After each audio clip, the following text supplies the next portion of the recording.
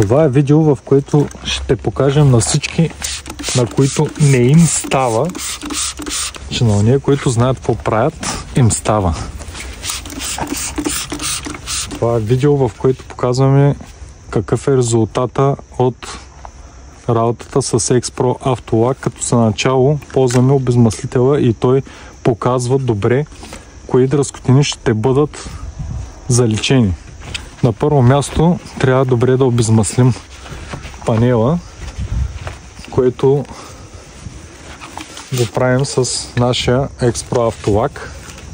Той ще позволи залепването на лака добре към панела. Виждате как предава наситен цвят на боята, перлите се виждат. Ето, това е работата за стъпка.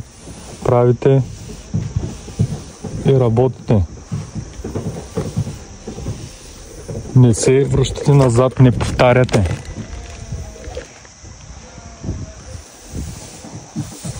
Работите последователно само напред. И ето вижте тук сега апликатора как е изсъхнал.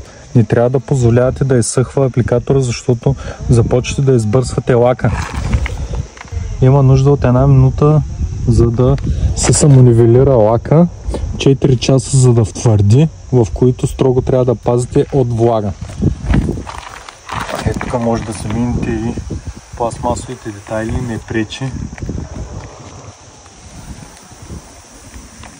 Подхранва пластмасата по същия начин, който и боята.